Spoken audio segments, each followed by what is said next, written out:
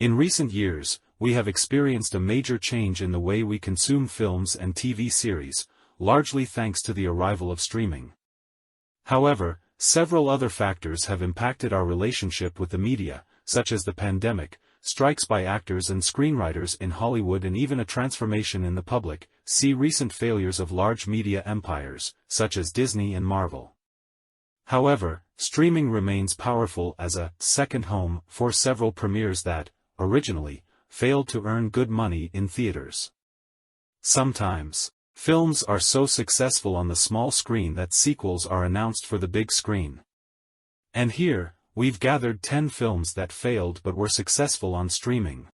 Subscribe to the channel and like the video for more content like this. Take the opportunity to suggest the theme for the next video below in the comments.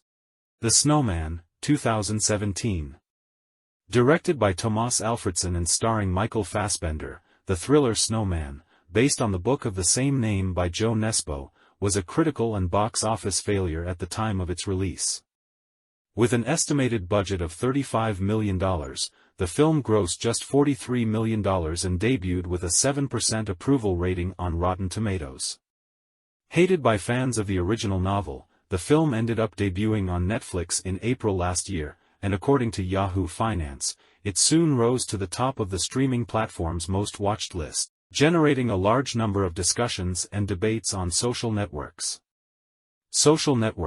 and also new reviews about its quality. Birds of Prey, 2020. Released in 2020, just before the pandemic spread across the globe and resulted in the closure of cinemas, Birds of Prey was a risky project for DC Comics, which ended up being harmed by uninteresting marketing and an active hate campaign on the networks. The film, which cost $100 million, only grossed twice that amount.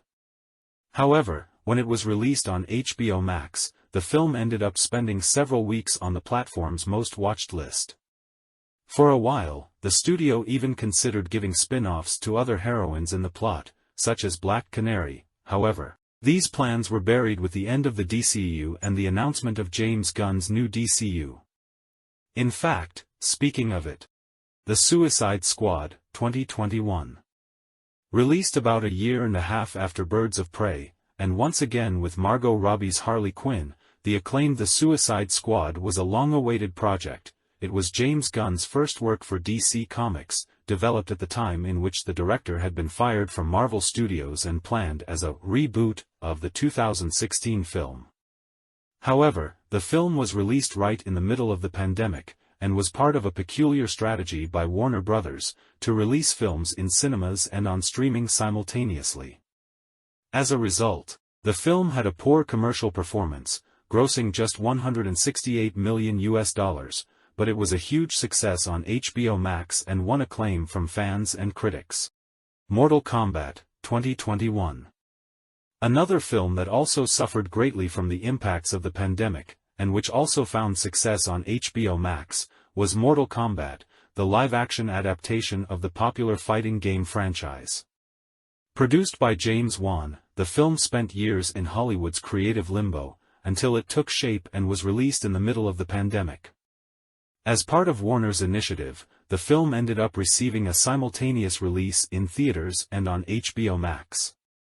However, if on the big screen it ended up being a commercial disappointment, grossing less than $85 million, on the small screen it was watched in more than 3.8 million homes, in the US alone. It was such a success that Warner is already producing a sequel. The Last Duel, 2021. Known for blockbusters like Alien, The Eighth Passenger, Gladiator and Thelma and Louise, Ridley Scott has shown a great appreciation for historical epics in the more recent years of his career. An example is The Last Duel, starring Matt Damon, Adam Driver, Ben Affleck and Jodie Comer. The plot follows 3 points of view, and follows a lady who accuses another man of sexual abuse during the Middle Ages. Meanwhile, the woman's husband, a knight, challenges the alleged attacker to a duel. The film was a huge commercial failure, grossing $30 million based on a budget of $100 million. However, it soon became one of the most watched films on HBO Max and Hulu. Matrix Resurrections, 2021. Almost 20 years after the release of Matrix Revolutions, the Wachowski sisters franchise returned to theaters, this time, under the command of Lana Alone, for a new adventure. Titled Matrix Resurrections, here we have the return of Neo and Trinity in a new world, where the two need to remember their past and bring down the system again.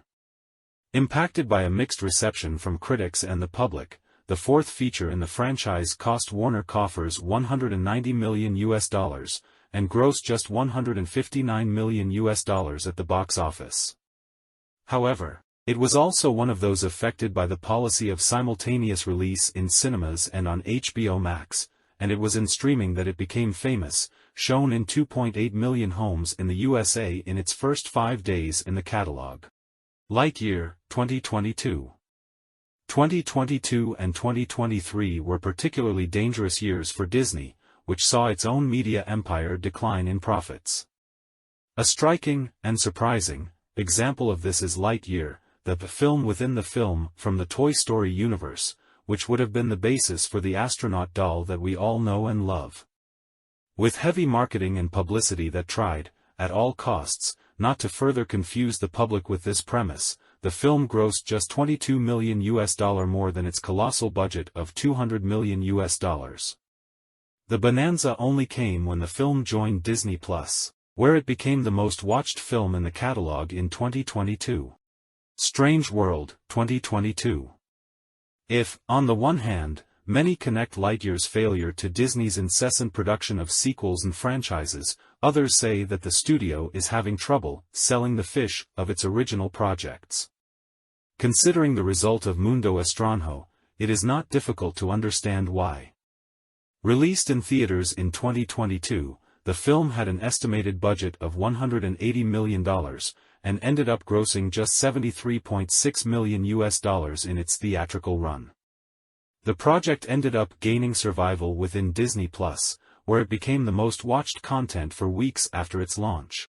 Air, 2023. Although the situation in cinemas has stabilized a little over the last 2 years, we still have the occasional bizarre case on our hands.